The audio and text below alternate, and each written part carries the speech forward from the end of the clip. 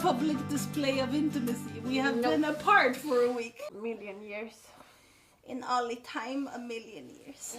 We're back in the reading nook after a short break and a lot of nagging from you guys. So nagging works. Yes. For sure. Sometimes. And this book is this book that is was fun. bad. No, okay. What was bad? Nothing. You'll see it later. I did this and you did that. Get your head out of the gutter. Never. Should we say hello? Oh, we should probably. Oh, hello. You ready? Yes. Hello. This never gets better. This never Because gets we also don't plan it. Because we just expect our brains to like connect and be like perfect. We do. We did. That was perfect. Once. Okay. 1, 2, 3, go. Coco. You ready? Sure. Hello. Oh, I thought you were. You've counted down every other time. I just imagine you hear it from the breath that I take. Okay. Because I thought the breath was for counting Oh, down. no. The breath is for hello. Okay. Cool. Do we do hello, welcome to our corner of the dinner, or do we just say hello and then laugh for 45 more minutes and then say? Well, it's us. Okay, so okay, that great. option for sure. Great. Hello. And welcome to a little corner of the internet. And our little reading nook. It's been a minute. It's been a hot minute. But we're back. After some requests. A few, just a couple. Just a couple. We're back. Yeah. And for this week's book, if you have ever seen us on TikTok, you have probably seen. And why else would you be here? Why else would you be here? But if you're just stumbling across us, oh no. no, okay. So, our 2 most watched videos on TikTok include this book.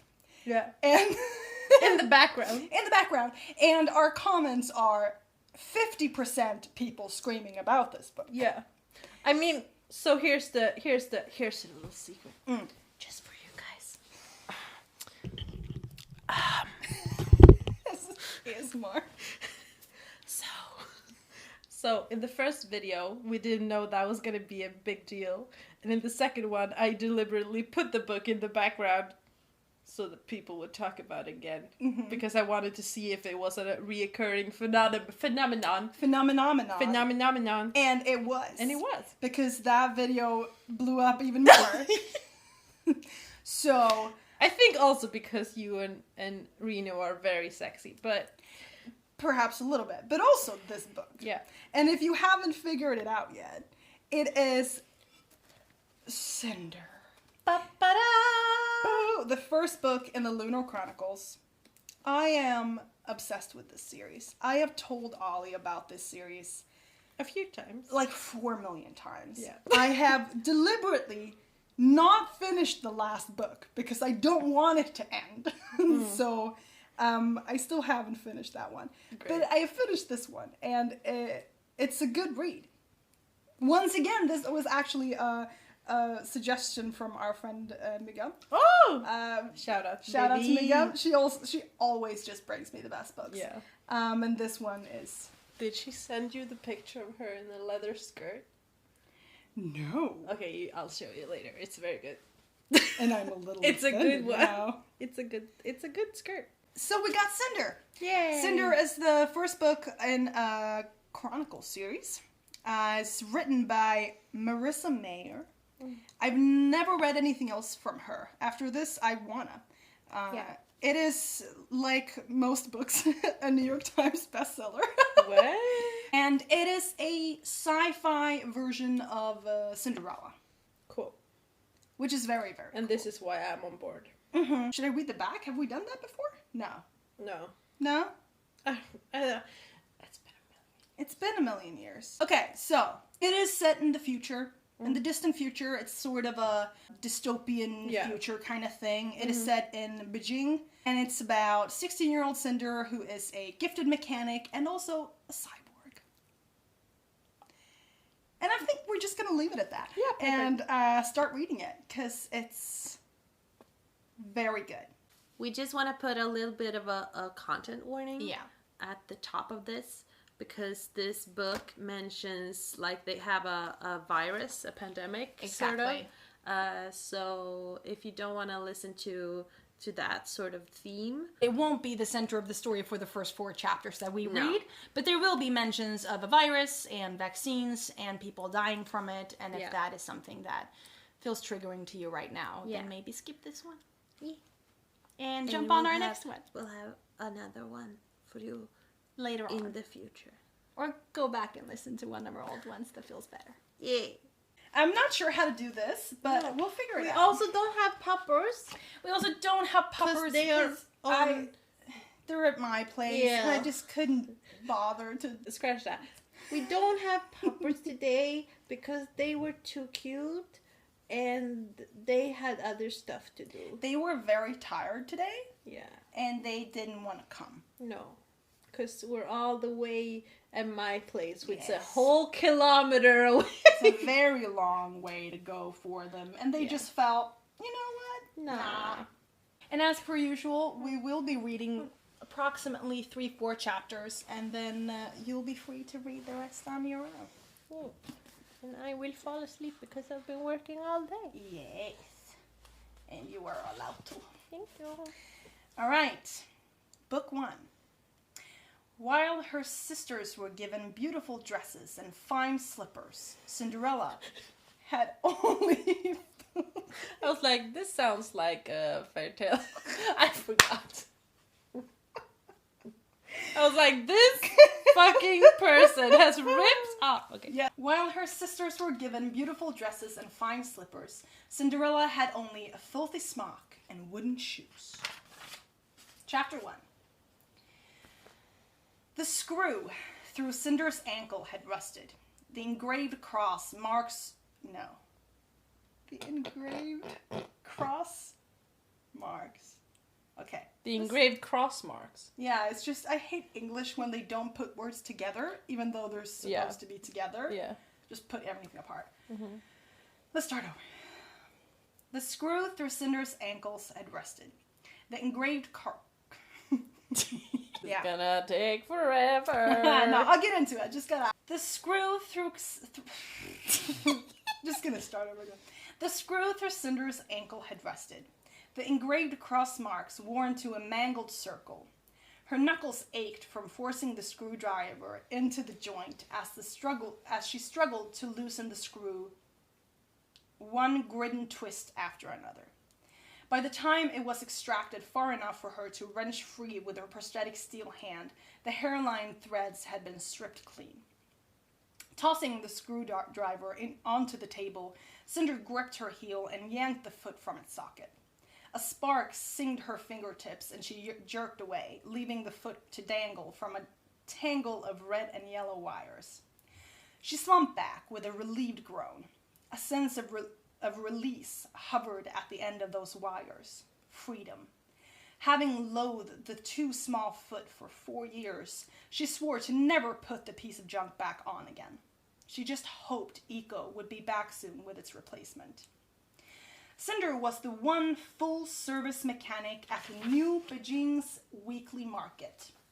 Without a sign, her booth hinted at her trade only by the shelves of stock android parts that crowded the walls. It was squeezed into a shady cove between a used net-screen dealer and a silk merchant, both of whom frequently complained about the tangy smell of metal and grease that came from Cinder's booth, even though it was usually disguised by the aroma of honey buns from the bakery across the square. Cinder knew they really just didn't like being next to her. A stained tablecloth divided Cinder from the browsers as they shuffled past. The square was filled with shoppers and hawkers, children and noise, the bellows of men as they bargained with robotic shopkeepers trying to talk the computers down from their desired profit margins. The hum of ID scanners and monotone voice received as money changed accounts. The net screens that covered every building and filled the air with the chatter of advertisers, news reports, gossips. Cinder's auditory interface dulled the noise into a static thrumming, but today one melody lingered above the rest that she couldn't drown out. A ring of children were standing just outside the booth, thrilling, "Ashes, ashes, we all fall down," and then laughing hysterically as they collapsed to the pavement. A smile tugged at Cinder's lips. Not so much at the nursery rhyme, a phantom song about pestilence and death that had regained popularity in the past decade. The song itself made her squeamish, but she did love the glares from the passers-by as the giggling children fell over in their paths. The inconvenience of having a swarm around the writhing bodies stirred grumbles from the shoppers, and Cinder adored the children for it. "Sunto! Sunto!" Cinder's amusement wilted. She spotted Shang Sasha, the baker, pushing through the crowd in her flour-coated apron. "Sunto, come here! I told you not to play so close to..." Sasha met Cinder's gaze, knotted her lips, then grabbed her son by the arm and spun away. The boy whined, dragging his feet as Sasha ordered him to stay closer to their booth.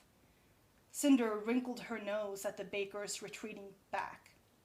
The remaining children fled into the crowd, taking their bright laughter with them.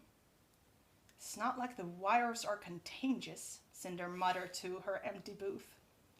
With a spine-popping stretch, she pulled her dirty fingers through her hair, combing it into a messy tail, then grabbed her blackened work gloves. She covered her steel hand first, and though her right palm began to sweat immediately inside the thick material, she felt more comfortable with gloves on, hiding the plating of her left hand. She stretched her fingers wide, working out the cramp that had formed at the fleshy base of her thumb from clenching the screwdriver, and squinted again into the city square.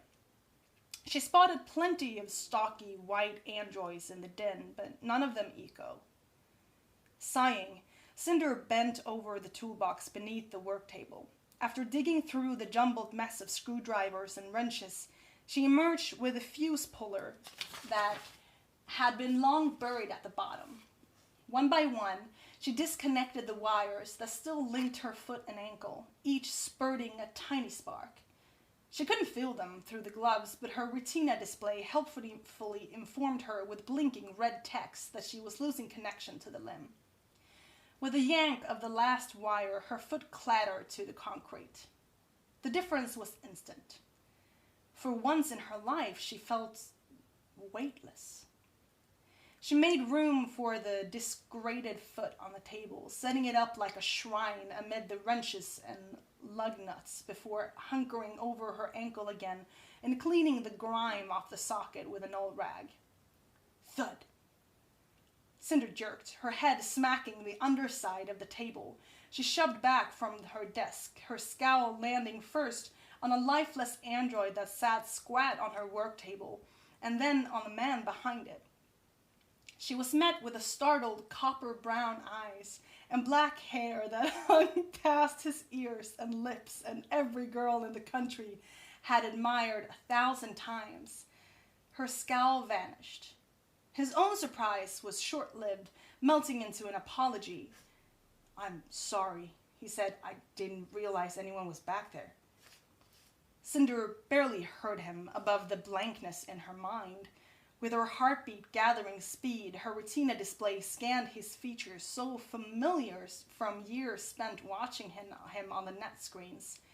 He seemed taller in real life, and a gray hooded sweatshirt was like none of the fine clothes he usually made appearances in. But still, it took only 2.6 seconds for Cinder's scanner to measure the points of his face and link his image to the net database.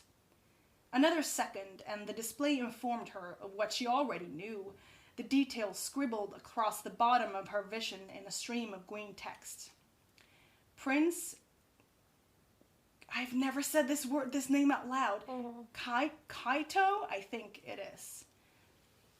It's Kaito. I think it's Kaito. Sure.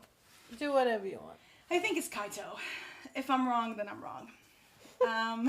Prince Kaito, Crown Prince of the Eastern Commonwealth, ID number 0082719057.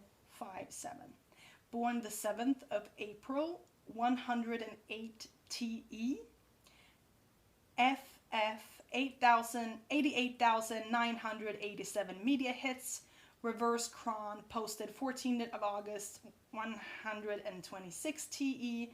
A press meeting is to be hosted by Crown Prince Kai on the 15th of August to discuss the ongoing ludomycosis research and possible leads for an antidote, and then it just ends. Cinder launched up from her chair, nearly toppling over when she forgot about her missing limb. Steadying herself with both hands on the table, she managed an awkward bow. The retina display sank out of sight. Your Highness, she stammered, head lowered, glad that he couldn't see her empty ankle behind the tablecloth.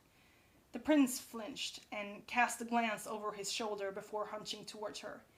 Maybe, he pulled his fingers across his lips. On the Highness stuff? Hurts to hold the book like that. I don't know how to hold it. No, it's okay. I think I'll hold it like this instead.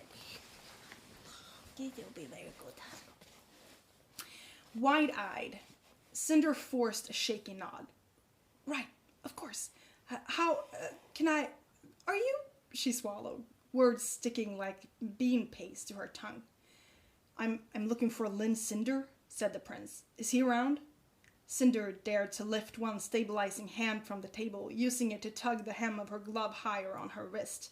Staring at the prince's chest, she stammered, I'm Lynn Cinder. Her eyes followed his hand as he planted it on top of the android's bulbous head. You're Lynn Cinder? Yes, you're hot. She bit down on her lip. The mechanic. She nodded. How can I help you?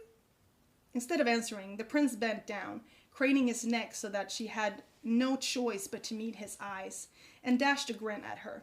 Her heart winced. The prince straightened, forcing her gaze to follow him. You're not quite what I was expecting. Well, you're hardly what I, Unable to hold his gaze, Cinder reached for the android and pulled it to her side of the table. What seems to be wrong with the android, Your Highness? The android looked like it had just stepped off the conveyor belts, but Cinder could tell from the mock feminine shape that it was an outdated model. The design was sleek, though, with a spherical head atop a pear-shaped body and a glossy white finish. I can't get her to turn on, said Prince Kai, watching as Cinder examined the robot. She was working fine one day and the next, nothing. Cinder turned the android around so its sensors light-faced the prince. She was glad to have a routine task for her hands and routine questions for her mouth, something to focus on so she wouldn't get flustered and lose control of her brain's net connection again. Have you had problems with her before? No. She gets a monthly checkup from the Royal Mechanics, and this is the first real problem she's ever had. Leaning forward, Prince Kai picked up Cinder's small metal foot from the work table, turning it curiously over in his palms. Cinder tensed, watching as he peered into the wire-filled cavity, fiddled with the flexible joints on the toes. He used the too long sleeve of his sweatshirt to polish off a smudge. Aren't you hot? Cinder said, instantly regretting the question when his attention turned to her. For the briefest moment, the prince almost looked embarrassed. Dying, he said, but I'm trying to be inconspicuous? Mm-hmm. Cinder considered telling him it wasn't working, but thought better of it. The lack of a throng of screaming girls surrounding her booth was probably evidence that it was working better than she suspected. Instead of looking like a royal heartthrob, he just looked crazy. Clearing her throat, Cinder refocused on the android. She found the nearly invisible latch and opened its back panel. Why aren't the Royal Mechanics fixing her? Let's find out. They tried but couldn't figure it out. Someone suggested I bring her to you. He set the foot down and turned his attention to the shelves of old battered parts. Parts for androids, hovers, net screens, port screens, parts for cyborgs. They say you're the best mechanic in New Beijing. I was expecting an old man. Do they? she murmured. He wasn't the first to voice surprise. Most of her customers couldn't fathom how a teenage girl could be the best mechanic in the city, but she never broadcast the reason for her talent. The fewer people who knew she was a cyborg, the better. She was sure she'd go mad if all the market shoppers looked at her the same way, with the same disdain as Sasha did. She nudged some of the android's wires aside with her pinky. Sometimes they just get worn out. Maybe it's time to upgrade to a new model. I'm afraid I can't do that. She contains top secret information. It's a matter of national security that I retrieve it before anyone else does. Finger stalling, Cinder glanced up at him. He held her gaze in a full 3 seconds before his lips twitched. I'm just joking. 9C was my first android. It's sentimental. An orange light flickered in the corner of Cinder's vision. Her optobionics had picked up on something, though she didn't know what. An extra swallow, a too quick blink, a clenching of the prince's jaw. She was used to the little orange light. It came up all the time. It meant someone was lying. National security, she said. Funny. The prince lifted his head, as if challenging her to contradict him. A strand of black hair fell into his eyes. Cinder looked away. Tudor 8.6 model, she said, reading the faintly lit panel in the side of the plastic cranium. The android was nearly 20 years old, ancient for an android. She looks to be in pristine condition. Raising her fist, she thunked the android hard on the side of its head, barely catching it before it toppled over onto the table. The prince jumped. Cinder set the android back on its threads and jabbed the power button, but nothing happened. You'd be surprised how often that works. The prince let out a single awkward chuckle. Are you sure you're Lynn Cinder, the mechanic? Cinder, I've got it! Eco wheeled out of the crowd and up to the work table, her blue sensor flashing. Lifting one pronged hand, she slammed a brand new steel-plated foot onto the desk, in the shadows of the prince's android.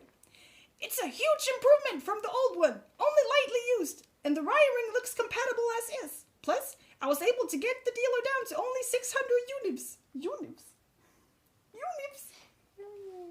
Panic jolted through Cinder. Still balancing on her human leg, she snatched the foot off the table and dropped it behind her. Oh my god, it's so exciting! Anticlimactic. Good work, Eco. I think it's Nien, but I'm not sure. Let's say Nien Shifu. You can laugh at me. It's fine. Nien Shifu will be delighted to have a replacement foot for his escort droid. Eco censored dim. Nien Shifu? I don't compute. I don't compute. Smiling through locked teeth, Cinder gestured at the prince. Eco, please pay your respects to our customer. She lowered her voice.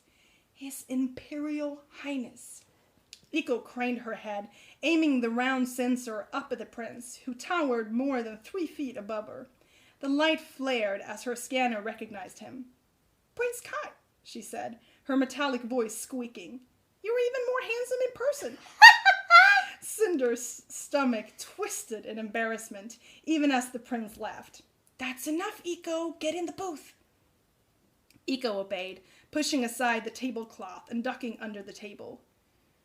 You don't see a personality like that every day, said Prince Kai, leaning against the booth's door frame, as if he brought androids to the market all the time. Did you program her yourself? Believe it or not, she came that way. I suspect a programming error, which is probably why my stepmother got her so cheap. I do not have a programming error, said Eco from behind her. Cinder met the prince's gaze.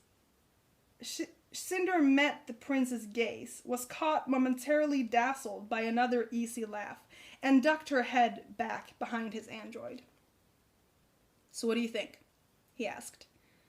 I'll need to run her diagnostics. It will take me a few days, maybe a week. Tucking a strand of hair behind one ear, Cinder sat down, grateful to give her leg a rest while she examined the android's innards. She knew she must be breaking some rule of etiquette, but the prince didn't seem to mind as he tipped forward, watching her hands. Do you need payment up front? He held his left wrist towards her, embedded with his ID chip, but Cinder waved a gloved hand at him. No, thank you. It will be my honor. Prince Kai looked about to protest, but then let his hand fall. I don't suppose there's any hope of having her done before the festival? Cinder shut the android's panel. I don't think that will be a problem, but without knowing what's wrong with her, I know. He rocked back on his heel. Just wishful thinking.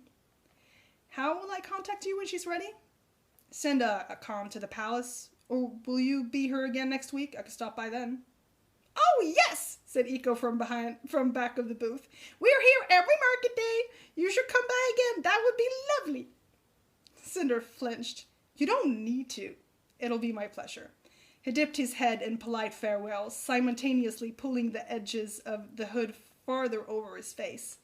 Cinder returned the nod, knowing she should have stood and bowed, but not daring to test her balance a second time. She waited until the shadow had disappeared from the tabletop before surveying the square. The prince's presence among the harried crowd seemed to have gone unnoticed. Cinder let her muscles relax. Eco rolled to her side, clasping her metal grippers over at the chest. Prince Kai, check my fan. I think I'm overheating. Cinder bent over and picked up her replacement foot, dusting it off with her cargo pants. She checked the plating, glad that she hadn't dented it. Can you imagine Epony's expression when she hears about this? Eco said. I can imagine a lot of high-pitched squealing, Cinder allowed, more wary scan of the crowd before the first tickle of giddiness stirred inside her. She couldn't wait to tell Peony. The prince himself. An abrupt laugh escaped her. It was uncanny. It was unbelievable. It was... Oh, dear. Cinder's smile fell. What? Eco pointed at her forehead with a pronged finger. You have a grease splotch. Cinder jerked back and scrubbed her brow. You're kidding! I'm sure he hardly noticed. Cinder dropped her hand. What does it matter? Come on, help me put this on before any other royalty stops by. She propped her ankle up on the opposite knee and began connecting the color-coordinated wires, wondering if the prince had been fooled. Fits like a glove, doesn't it? Eco said, holding a handful of screws while Cinder twisted them into the pre-drilled holes. It's very nice, Eco, thank you. I just hope Audrey doesn't notice. She'd murder me if she knew I'd spent 600 units on a foot. She tightened the last screw and stretched out her leg, rolling her ankle forward, back, wiggling her toes. It was a little stiff, and the nerve sensors would need a few days to harmonize with the updated wiring, but at least she wouldn't have to limp around off kilter anymore. It's perfect, she said, pulling on her boot. She spotted her old foot held in Eco's pincers. You can throw that piece of junk away. A scream filled Cinder's ears. She flinched, the sound peaking in her audio interface, and turned towards it. The market silenced. The children, who had switched to a game of hide-and-seek among the clustered booths, crept out from their hiding spots. The scream had come from the baker, Chang Sasha. Baffled, Cinder stood and climbed on top of her chair to peer over the crowd. She spotted Sasha in her booth, behind the glass case of sweetbreads and pork buns, gawking at her outstretched hands.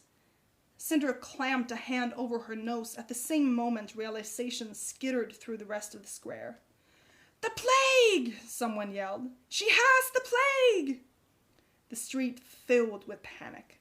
Mothers scooped up their children,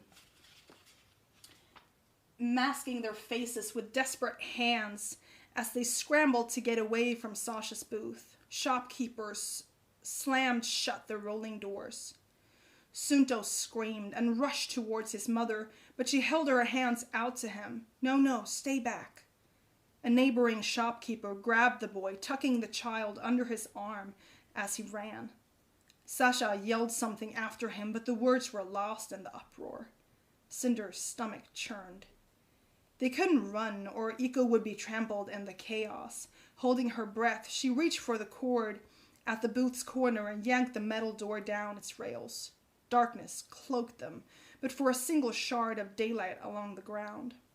The heat rose up in the concrete floor, stifling in the cramped space. "Cinder?" said Iko, worry in her robotic voice. She brightened the sensor, washing the booth in blue light.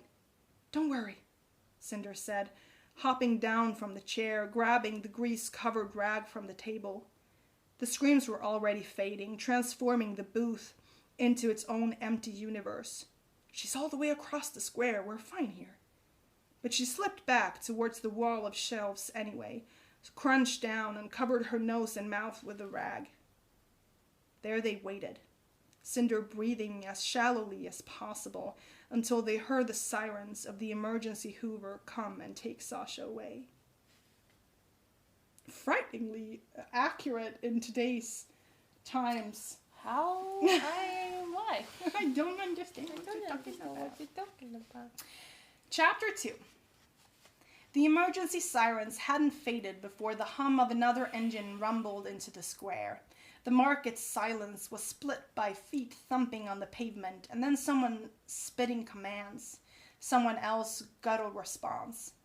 Slinging her messenger bag across her back, Cinder crept across the dusty floor of her booth and pushed past the tablecloth that draped her work desk. She slipped her fingers into the gap of the light beneath the door and inched it open. Pressing her cheek to the warm, gritty pavement, she was able to make out 3 sets of yellow boots across the square.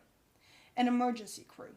She peeled the door open farther and watched the men, all wearing gas masks, as they doused the interior of the booth with liquid from a yellow can. Even across the square, Cinder wrinkled her nose at the stench. "What's happening?" Iko asked from behind her. "They're going to burn Shang-Yi's booth." I think it's Shang-Yi. Cinder's eyes swept along the square, noting the pristine white Hoover. Maybe it's Hover. It's probably Hover because it's just one O. Maybe. I'm going to say Hoover. Because it hoovers, right?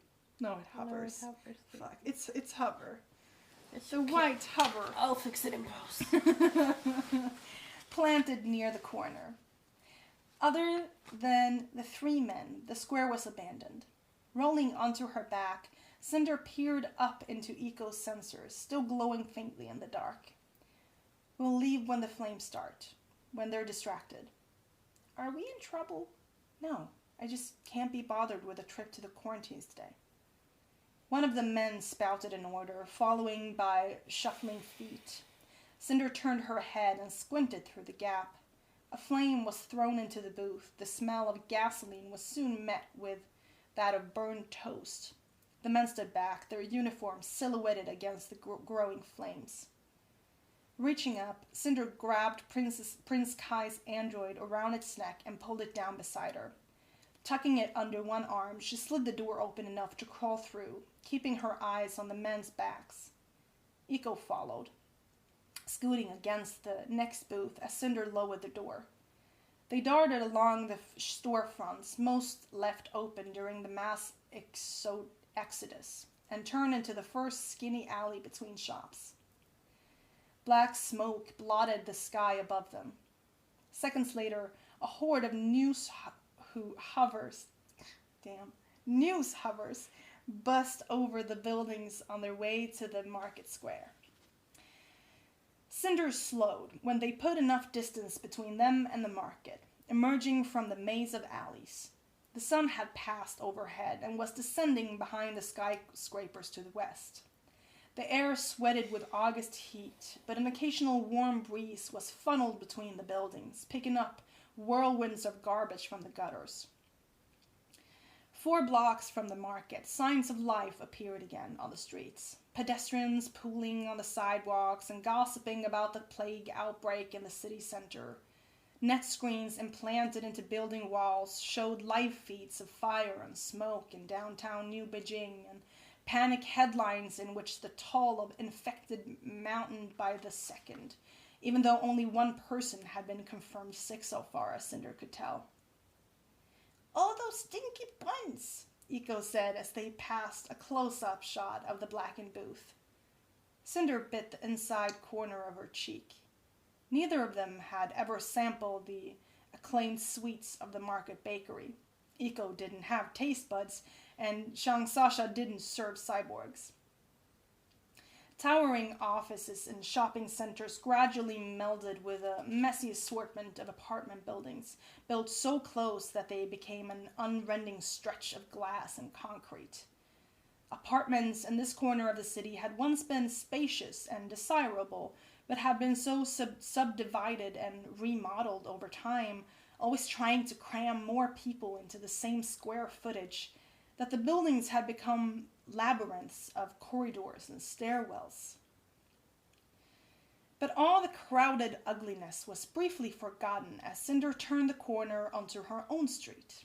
For half a step, New Beijing Palace could be glimpsed beyond the complexes, sprawling and serene on the cliff that overlooked the city.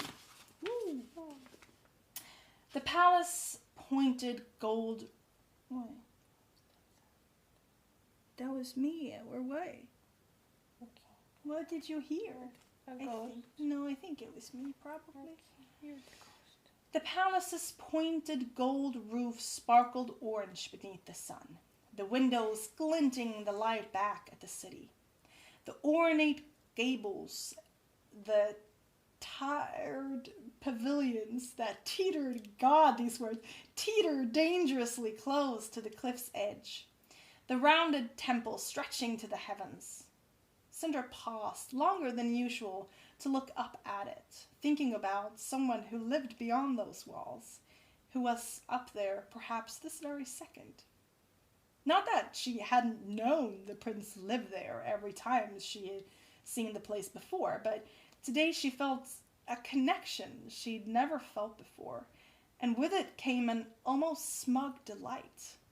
She'd met the prince. He'd come to her booth.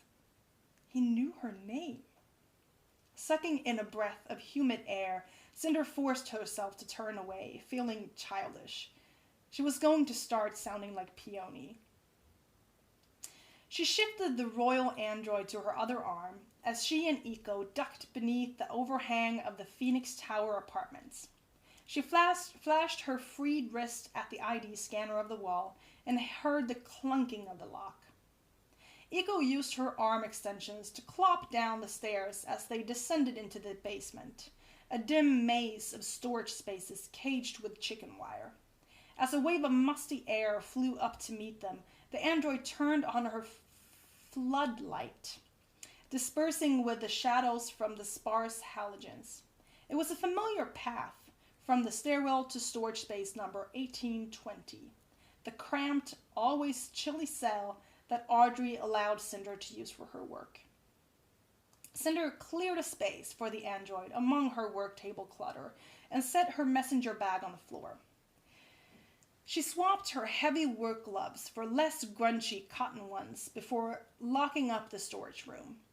"If Audrey asks," she said as they made their way to the elevators, "our booth is nowhere near the baker's."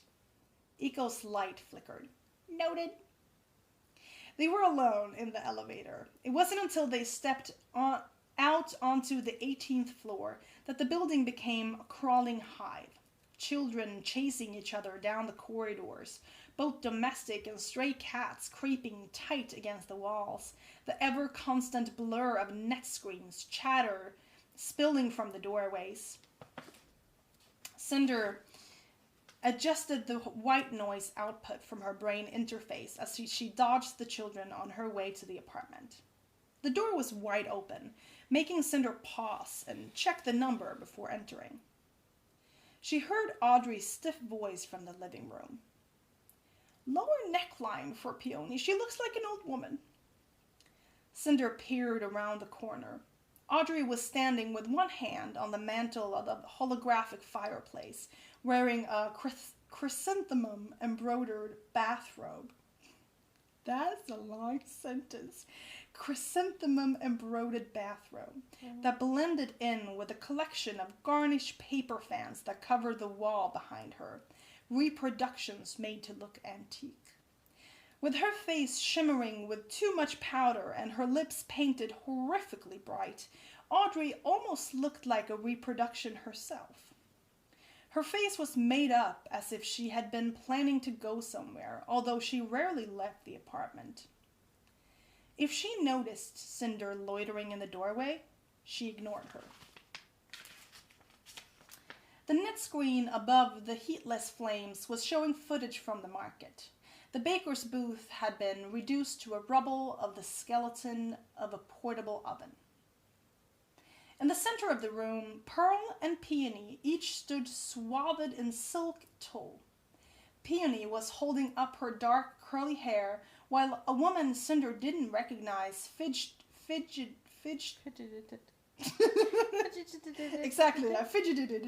with her dress neckline. Peony caught sight of Cinder over the woman's shoulder, and her eyes sparkled, a glow bursting across her face. She gestured at the dress with a barely silenced squeal. Cinder grinned back. Her youngest stepsister looked angelic, her dress all silver and shimmering, with hints of lavender when caught in the fire's light. Pearl. Audrey gestured at her older daughter with a twirling finger, and Pearl spun around, displaying a row of pearl buttons down her back. Her dress matched Peony's, with its snug bodies and flouncy skirt. Flouncy skirt, yes, thank you. Only it was made of stardust gold instead of the silver. It was so long ago that I mentioned it. Was so long. I felt like it was so long ago I mentioned it, so I was like, I just need to point out the difference here. Because I went so long with the flouncy. Let's take in her waist some more. Threading a pen through the hem of Peony's neckline, the stranger started as seeing Cinder in the doorway, but quickly turned away. Stepping back, the woman removed a bundle of sharp pins from between her lips and tilted her head to one side. "It's already very snug," she said. "We want her to dance, don't we?" "We want her to find a husband," said Audrey. No, the seamstress tittered even as she reached out and pinched the material around Pearl's waist. Cinder could tell Pearl was sucking in her stomach as much as she could. She detected the edges of ribs beneath the fabric. "She is much too young for marriage." "I'm 17, Pearl said, glaring at the woman. 17? See, a child. Now it's for fun, right, girl?" Jag är 16 år gammal, pappa. Jag är inget barn längre. Exakt. Only the Swedes will understand that. "She's too expensive for fun," said Audrey. "I expect results from this gown."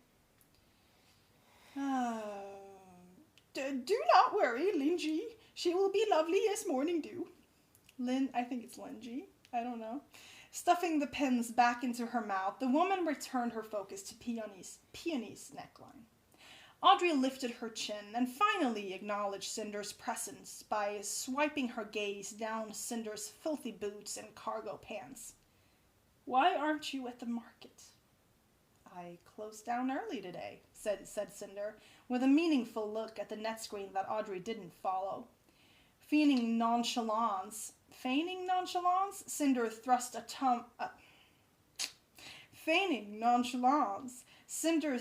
thumb towards the hall. "So I'll just go get cleaned up, and then I will be ready for my dress fitting." The seamstress paused.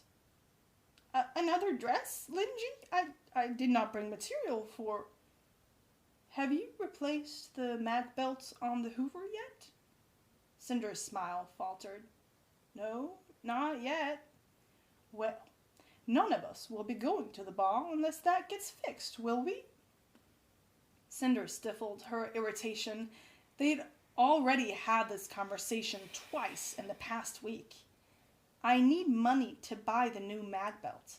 800 units at least. If income from the market wasn't deposited directly into your account, I would have bought one by now."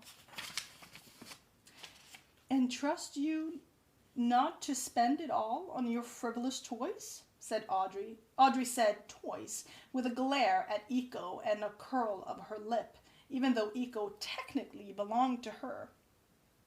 Besides, I can't afford both a mag belt and a new dress that you'll only wear once. You'll have to find some other way of fixing the Hoover and find your own gown for the ball. Irritation hardened in Cinder's gut. She might have pointed out that Pearl and Peony could have been given ready-made rather than custom dresses in order to budget for Cinder's as well. She might have pointed out that they would only wear their dresses one time too. She might have pointed out that as she was the one doing the work, the money should have been hers to spend as she saw fit. But all arguments would come to nothing. Legally, Cinder belonged to Artie as much as Audrey, as much as the household android, and so did to the... and... What? Wait. One more time. One more time. But all arguments would come to nothing. Legally, Cinder belonged to Audrey as much as the household android, and so too did her money. Her few possessions, even the new foot she just attached. Audrey loved to remind her of that. So, she stomped the anger down before Audrey could see a spark of rebellion. I may be able to offer a trade for the mag belt. I'll check with the local shops. Audrey sniffed. Why don't we trade that worthless android for it? Eco ducked behind Cinder's leg. We wouldn't get much for her, Cinder said. Nobody wants such an old model. No, they don't, do they? Perhaps I will have to sell both of you off for spare parts. Audrey reached forward and fidgeted with the unfinished hem of Pearl's sleeve. I don't care how you fix the hover. Just fix it before the ball, and cheaply.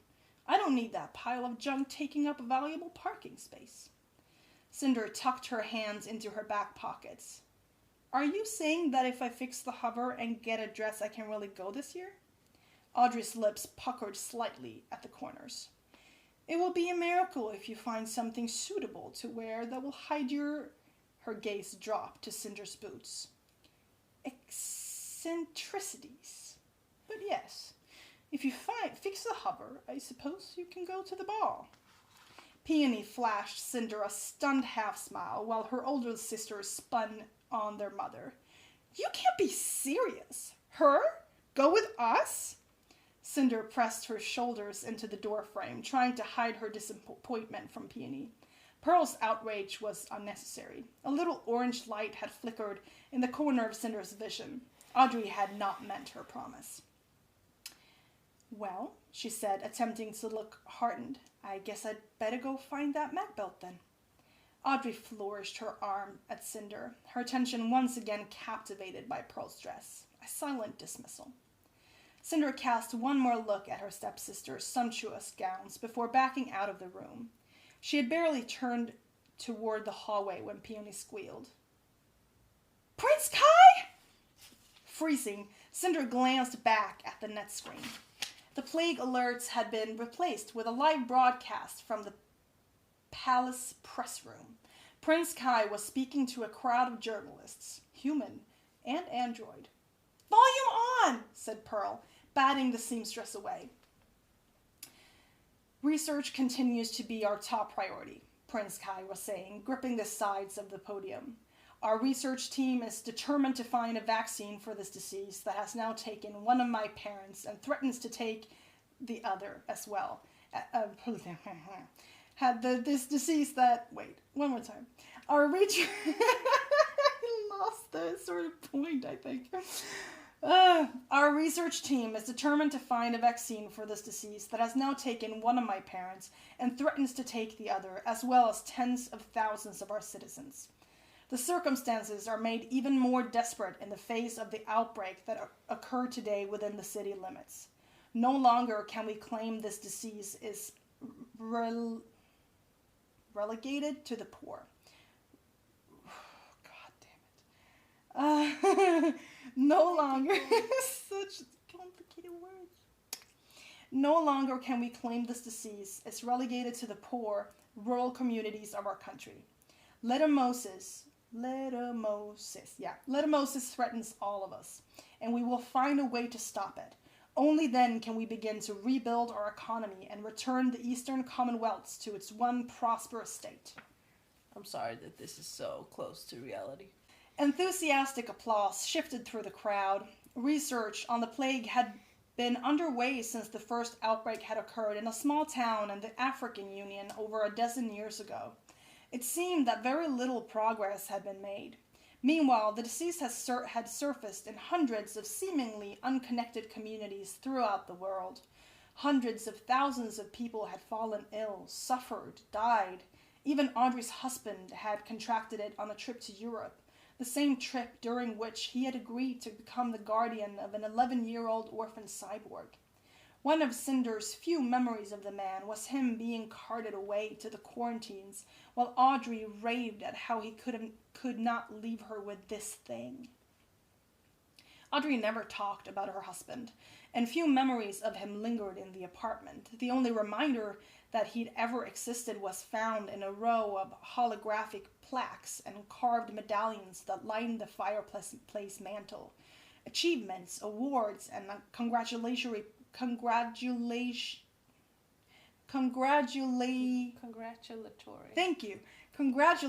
prizes from an international technology fair, 3 years running. Cinder had... Do you have hair in your mouth? Yeah, you do. It's mine, I think. Thank you so You're welcome. much. Could you pull up my sleeve? Because I'm getting very hot. Thank you.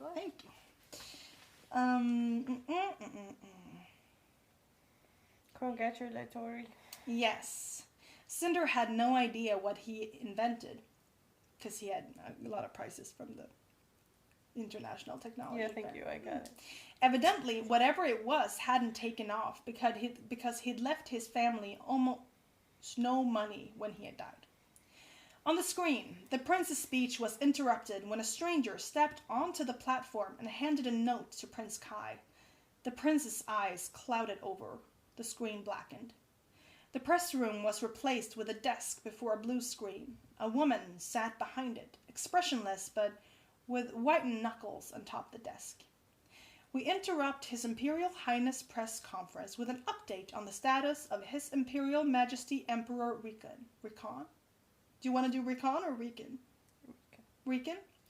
The Emperor's physician has just informed us that His Majesty has entered into the third stage of letumosis.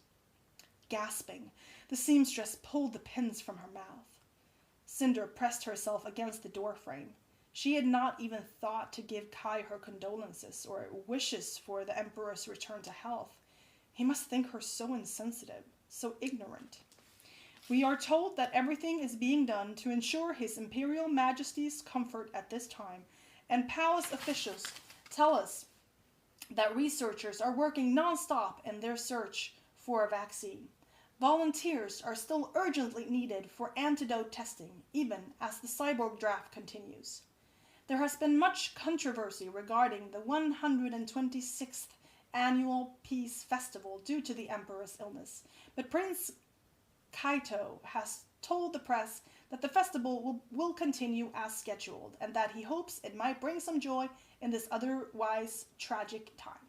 The anchor paused, hesitating even with the prompter before her. Her face softened, and her stiff voice had a variable when she finished.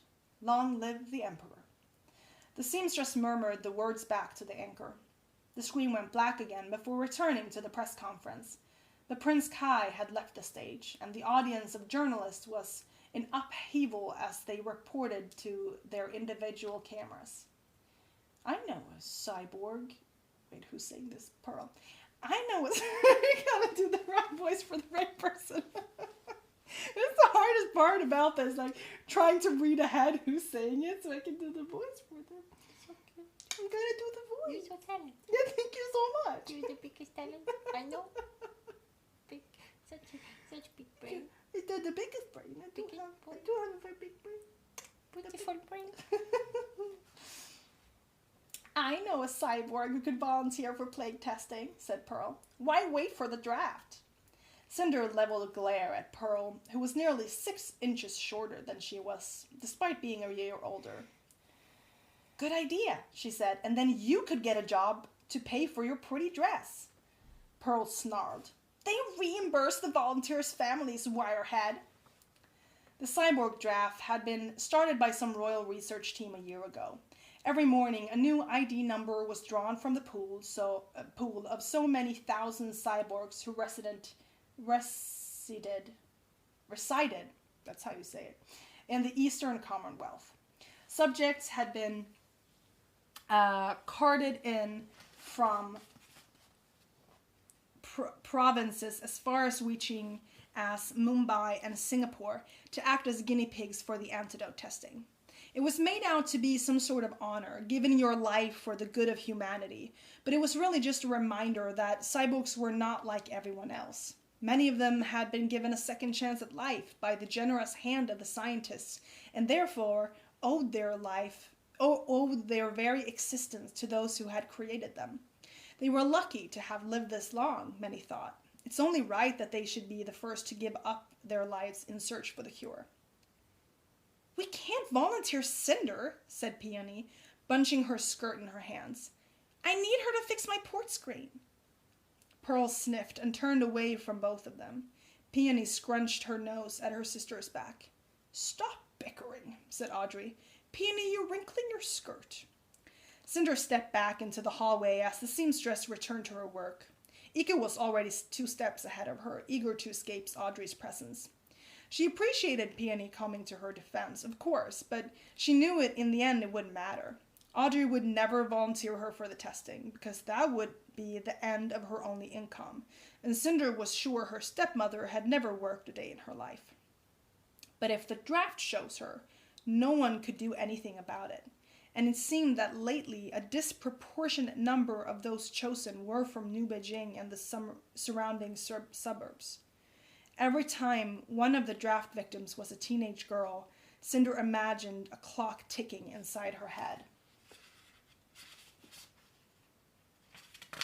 Oh, that was the end of the chapter. Okay. 3. You're going to the ball! Iko tapped her grippers together in an imitation of clapping. We have to find you a dress and shoes. I will not allow you to wear those awful boots. We'll get some new gloves and... Could you bring that light over here? Cinder said, yanking out the top drawer of her standing toolbox. She riffled through it, spare bolts and sockets jangling, as Iko scooted closer. A wash of bluish light dispersed the dimness of the storage room.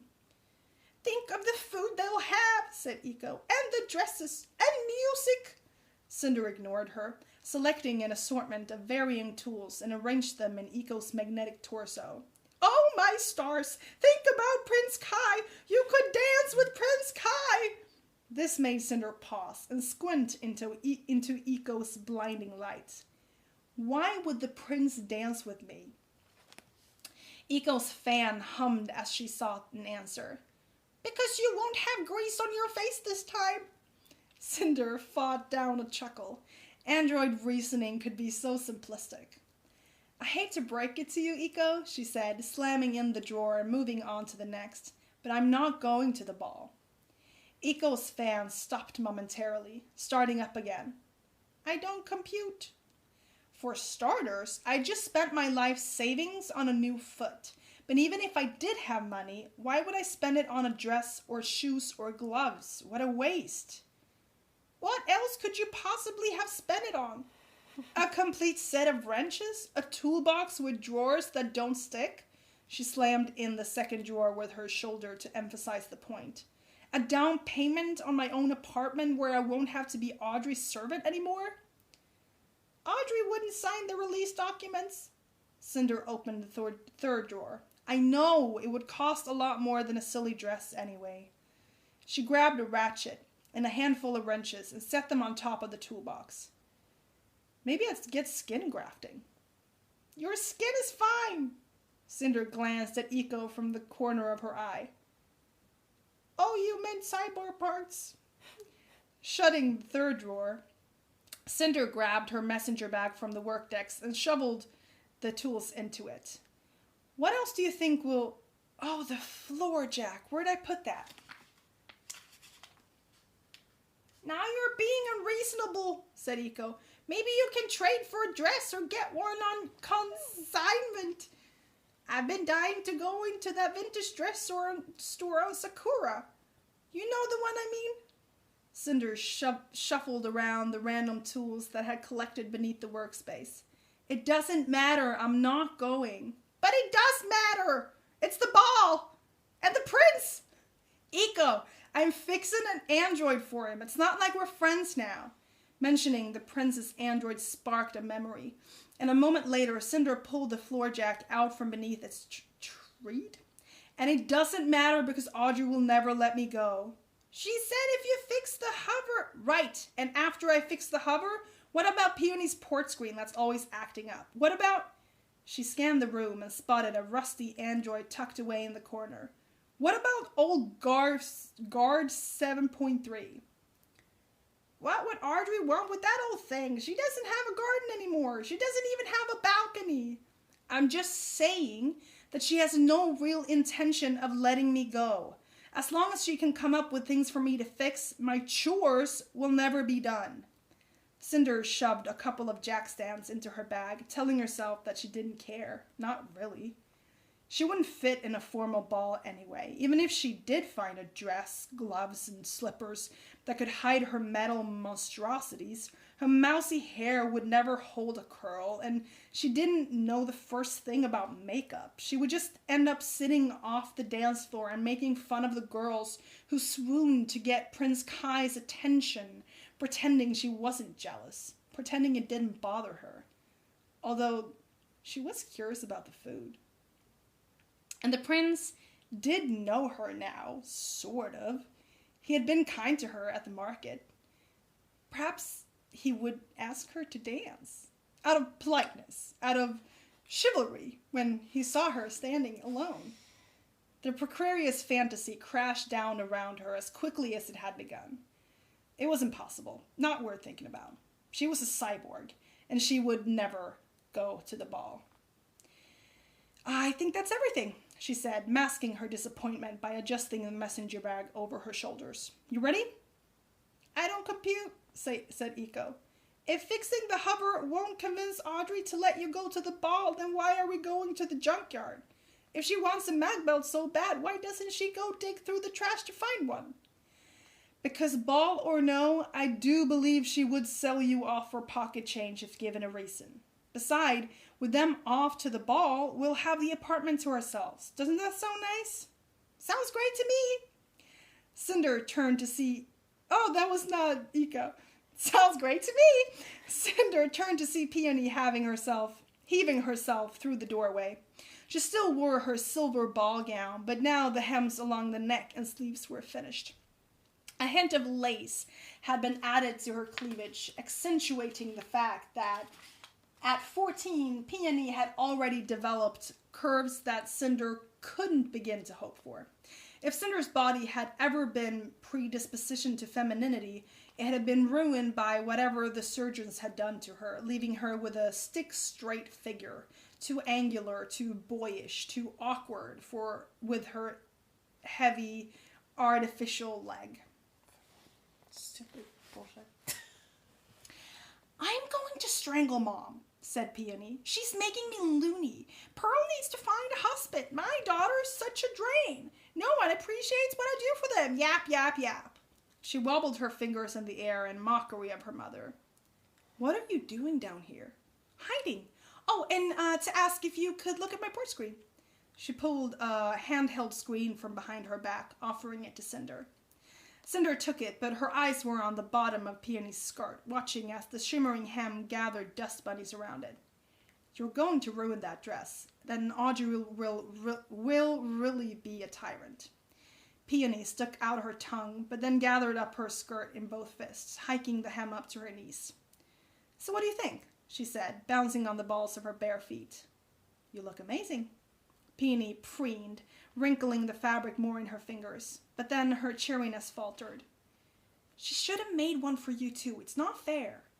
I don't really want to go, Cinder shrugged. Peony's tone had such sympathy that she didn't bother to argue. She was usually able to ignore the jealousy that she had toward her stepsister. How Audrey doted on them, how soft their hands were, especially when Peony was the only human friend she had. But she could not swallow the twitch of envy at seeing Peony in that dress. She brushed the topic away. What's wrong with the port? It's doing that gibberish thing again. Peony pushed some tools off a stack of empty paint bins, choosing the cleanest spot before sitting down, her full skirts flouncing around her. She swung her feet so that her heels beat steadily against the plastic. Have you been downloading those stupid celeb apps again? No. Cinder raised an eyebrow. One language app, that's it. I need it for class. Oh, before I forget, Eco, I brought you something. Eco rolled to Peony's side as she pulled a velvet ribbon from her bodice, leftover trim from the seamstress. The light in the room brightened when Eco saw it. Thank you, said the android as Peony tied the ribbon around her skinny wrist joint. It's lovely. Cinder set the port screen on the work desk next to Prince Kai's android. I'll look at it tomorrow. We're off to find a mag belt for Her Majesty. Oh, where are you going? The junkyard? It's going to be a bundle of fun, said Eco, scanning the makeshift bracelet with her sensory again and again.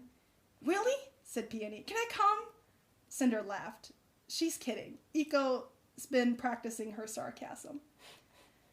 I don't care. Anything's better than going back into that stuffy apartment. Peony fanned herself and absently leaned back against a stack of metal shelvings. Reaching out, Cinder pulled her back. Careful, your dress! Peony surveyed her skirt, then the grim covered shelves, then waved Cinder's concern away. Really? Can I? It sounds exciting. It sounds dirty and stinky, said Eco. How would you know? Said Cinder. You don't have scent receptors. I have a fantastic imagination. Smirking, Cinder half shoved her stepsister towards the door. Fine, go get changed, but be quick. I have a story to tell you. Chapter 4. This will be the final chapter. Oh no. Oh no. Peony slugged Cinder in the shoulder, nearly pushing her into a pile of bald android trees. How could you wait so long to tell me? You've only been home for, 4 hours? I know, I'm sorry, said Cinder, rubbing her shoulder. It wasn't a good time, and I didn't want Audrey to know. I didn't want her taking advantage of it. Who cares what Mom think? I want to take advantage of this. Good stars, the prince? In your booth? I can't believe I wasn't there. Why wasn't I there? You were busy being fitted in silken brocade. Ugh. Peony kicked a broken headlight out of her path. You could have calmed me. I would have been there in 2 seconds. Unfinished ball gown and all. I hate you. It's official. I hate you. Are you going to see him again? I mean, you'll have to, right? I might be able to stop hating you if you promise to bring me with you. All right? Deal? Found one, Eco called from 10 yards ahead. Her floodlight targeted the body of a rusted hover and entrenching the piles of debris behind it in shadows. So, what was he like? Peony said, keeping a pace as Cinder hurried towards the earthbound vehicle, as if being near her was now a par with being near His Imperial Highness himself. I don't know, said Cinder, unlatching the vehicle's hood and lifting it up on the prop rod. Ah, good, it hasn't been scavenged. Eco scooted out of Cinder's way. He was polite enough not to point out the giant grease stain on her forehead. Peony gasped. You didn't! What? I'm a mechanic. I get dirty. If he wanted me to get all gussied up, he would have calmed ahead. Eco, I could use some light over here. Eco tilted her head forward, illuminating the engine compartment. On Cinder's side, Peony clicked her tongue. Maybe he thought it was a mole. That makes me feel so much better. Cinder pulled a pair of pliers from her bag. The night sky was clear, and though the light from the city blocked out any stars, the sharp crescent moon lurked near the horizon, a sleepy eye squinting through the haze. Is he as handsome in real life as he looks on the net screen? Yes, said Eco. Even more handsome and awfully tall. Everyone's tall to you. Peony leaned against the front bumper, arms folded. And I want to hear Cinder's opinion. Cinder stopped poking the pliers around the engine as the memory of his easy smile rushed into her. Though Prince Kai had long been one of Peony's favorite topics, she was probably in every one of his net fan groups. Cinder had never imagined that she might share the admiration. In fact, she'd always thought Peony's celebrity crush was a little silly, a little pre-adolescent. Prince Kai this, Prince Kai that, an impossible fantasy. But now, something in Cinder's face must have said enough, because Peony suddenly shrieked and lunged at her, wrapping her arms around Cinder's waist and hopping up and down. I knew it! I knew you liked him too! I can't believe you actually met him! It's not fair. Did I mention how much I hate you? Yes, I know, said Cinder, prying Peony's arms off her. Now go be giddy somewhere else. I'm trying to work. Peony made a face and skipped away, twirling amid the piles of junk. What else? Tell me everything. What did he say? What did he do? Nothing, said Cinder. He just asked me to fix his android. She peeled away the spider webs from what had once been the hover's solar generator, but was now little more than a plastic shell. A cloud of dust kicked up into her face, and she pulled away coughing. Ratchet. She wants a ratchet. That's what she's saying. Or she's questioning it. It's just ratchet and a question mark. Perfect. Eco plucked the ratchet from her torso and handed it to Cinder. What kind of android is it? Asked Peony. Cinder pried the generator from the compartment with a grunt and set it on the ground beside the hover. An old one. Tutor 8.6, said Eco. Older than me. And she said he would come back to the market next weekend to pick it up. Peony kicked a rusted oil can out of the path before bending over the engine. The news said the market's going to shut down next week because of the outbreak. Oh, I hadn't heard that. Cinder wiped her hands on her pants, peering down into the engine's lower compartment. I guess I will have to drop it off at the palace then. Yes! Peony jigged in place. We'll go together. You can introduce me and... Aha! Cinder beamed. Man belt. Peony cupped her cheek in her palm, raising her voice. And then he'll recognize me at the ball, and I'll dance with him, and Pearl will be livid. She laughed, as if angering her older sister were the life's greatest accomplishment. If the android's even done before the ball, Cinder selected a wrench from the tool belt slung around her hips. She didn't want to inform Peony that Prince Kai probably wouldn't be the one signing for deliveries at the palace. Peony whisked her hand through the air. Well, or whenever. I want to go to the ball, said Eco, gazing up at the horizon. It's prejudice not to let androids attend. Petition the government then. I'm sure Peony will be happy to take your case directly to the prince himself. Cinder clamped onto Eco's spherical head and forced her to aim the light back into the hood. Now hold still. I've just about got this end detached. Cinder stuck the wrench to Eco, then pried the mag belt from its bracket, letting it clatter to the ground below. One side down, one to go. She led the way around the hover, clearing a path through the garbage so Eco's treats wouldn't get stuck. Peony followed and climbed on top of the hover's trunk, folding her legs beneath her. You know, some people are saying he's going to be looking for a bride at the ball. A bride, said Eco. How romantic! Cinder lowered herself onto her side behind the hover's back bumper and took a small flashlight from her tool belt. Hand me the wrench again. Didn't you hear me? A bride, Cinder, as in a princess. As in not going to happen. He's only, 19? Tucking the flashlight between her teeth, Cinder took the wrench from Iko. The bolts in the back had less rust on them, better protected from the overhanging trunk, and took only a few quick turns to loosen. 18 and a half, said Peony. And it's true. All the gossip links are saying it, so it's true. Cinder grunted. I would marry Prince Kai in a heartbeat. Me too, said Iko. Cinder spit out the flashlight and shuffled to the fourth corner. You and every other girl in the Commonwealth. Like you wouldn't, said Peony. Cinder didn't answer as she loosened the final bolt gripping the mag belt. It released and fell to the ground with a clang. There we go. She slid out from beneath the car and tucked her wrench and flashlight into the calf compartment before standing. See any other hovers worth scavenging while we're here? Pulling the mag belt out from beneath the hover, she folded it at its hinges, forming a less cumbersome metal rod. I did see something over there. Iko swished the light around the stacks. Not sure what model. Great, lead the way. Cinder nudged the android with a belt. Iko took off, muttering about being stuck in junkyards while Audrey was all clean and cozy at home.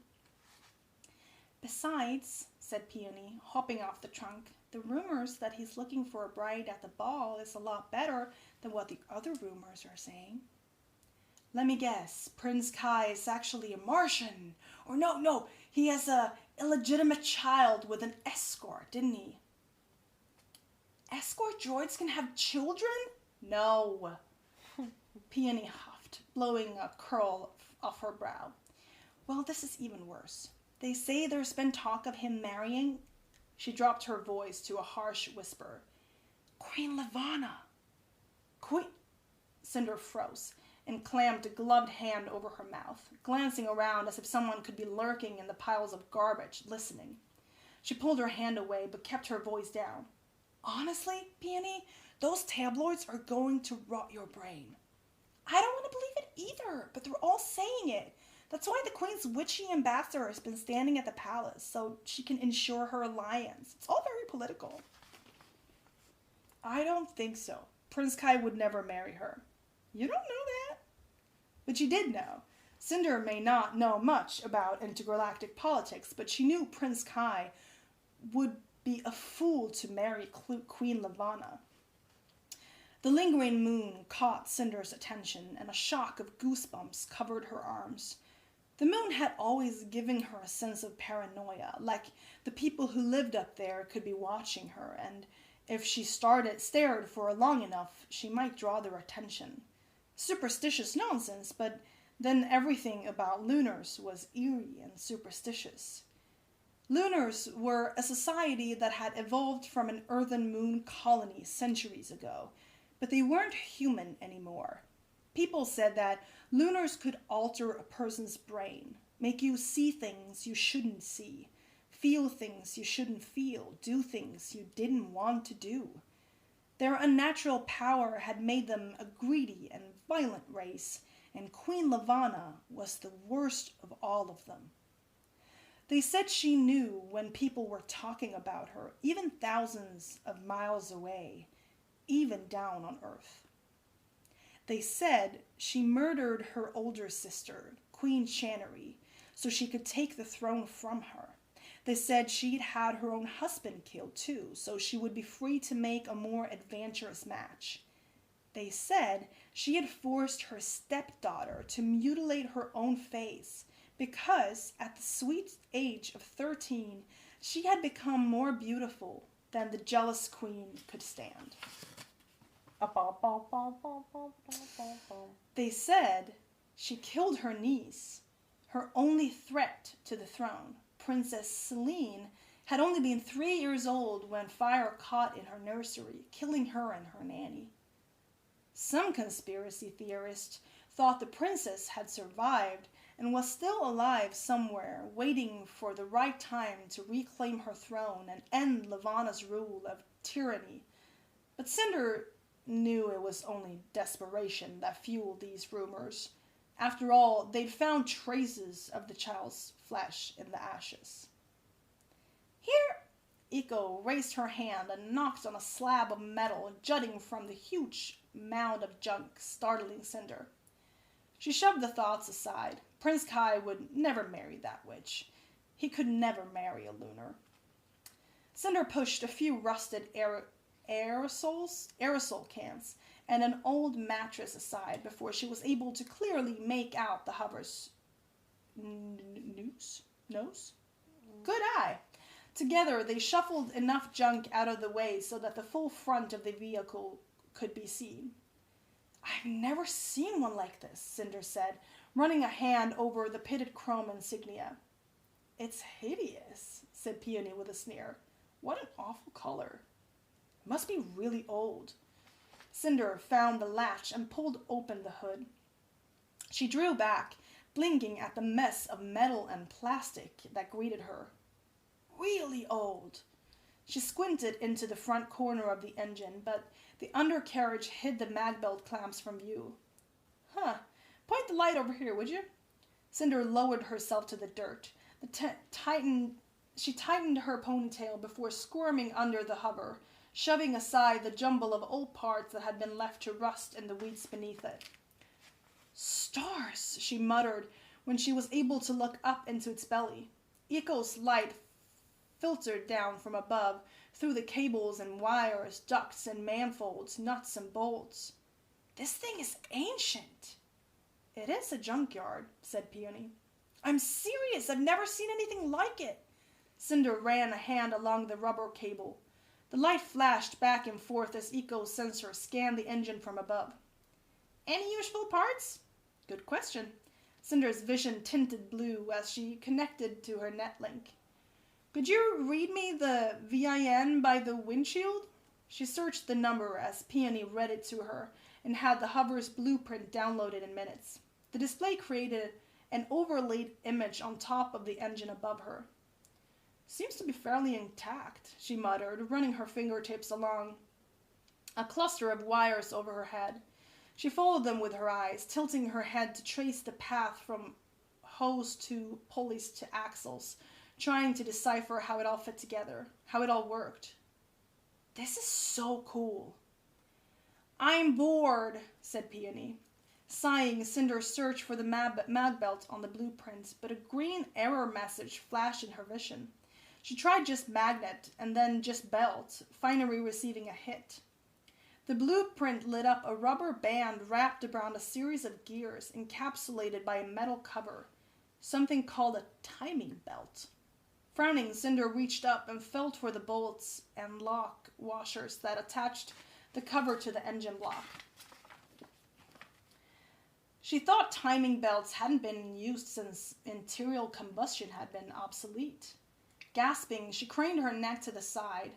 In the deep shadows beneath the vehicle, she could make out something round beside her, connected to the bars overhead. A wheel. It's not a hover, it's a car. A gasoline car. Seriously? Said Peony. I thought real cars were supposed to be, I don't know, classy? Indignation flared in Cinder's chest. It has character, she said, feeling for the tire's treads. So, said Eco a second later, does this mean we can't use any of its parts? Ignoring her, Cinder hungrily scanned the blueprint before her. Oil pan, fuel injectors, exhaust pipes. It's from the Second Era. Fascinating. Not, said Peony.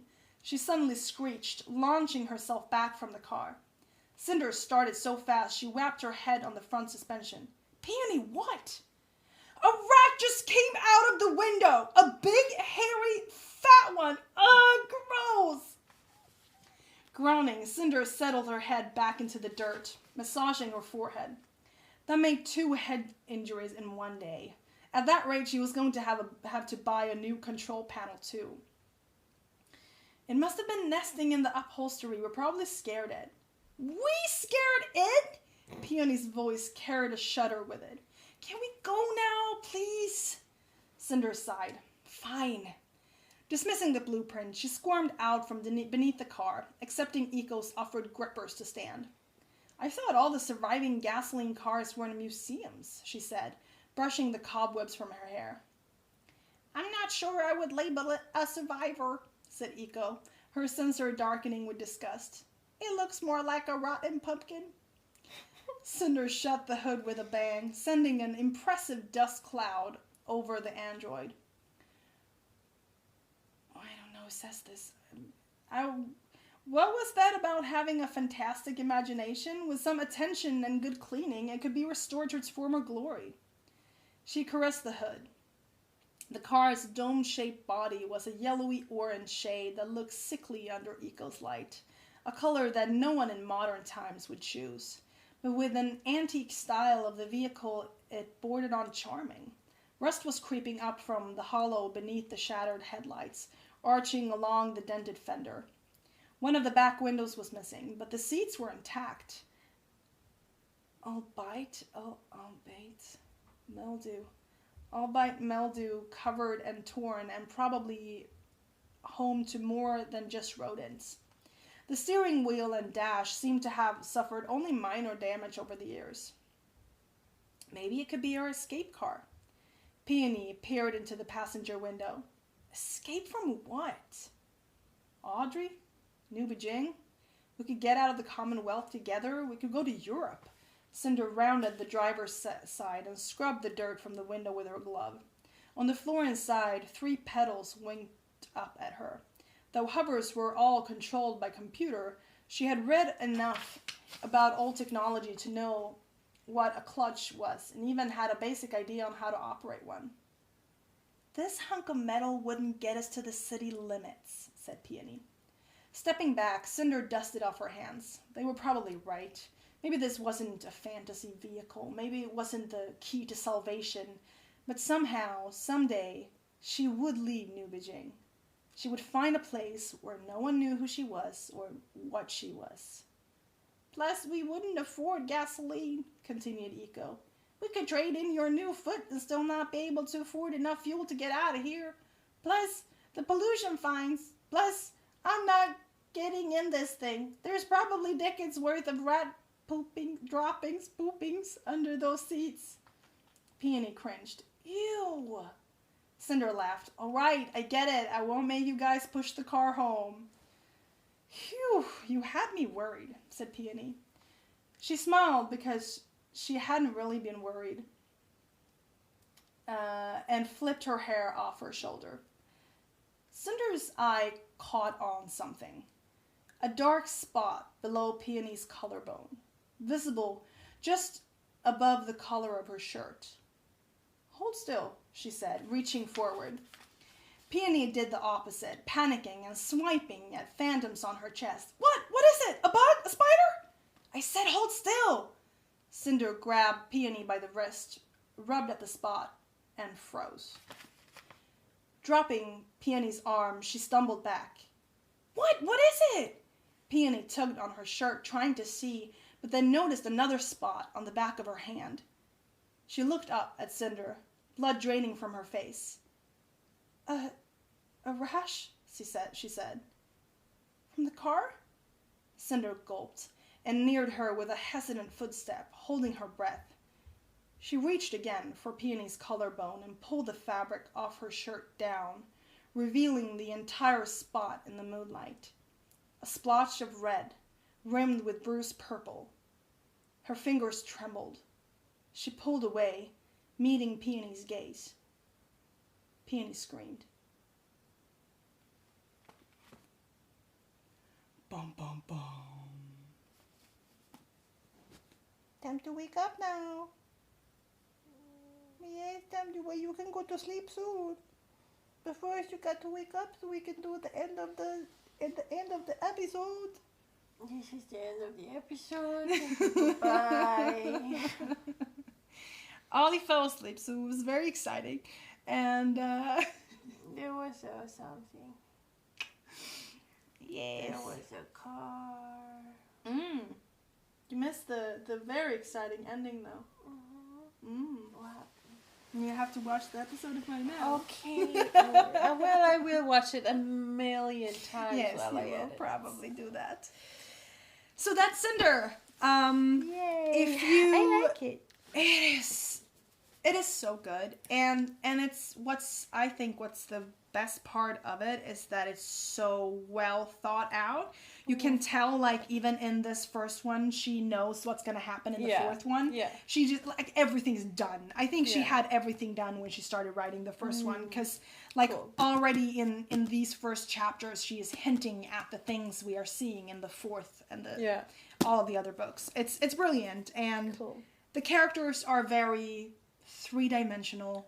You feel them right away. You sort of get a feel of them, and they just get better. So Cinder is the first one. It is about Cinderella, and then they have a fairy tale theme. So the second one is Little Red Riding Hood. Yeah. And the third one is I was gonna say Tangled, but Rapunzel is the real one.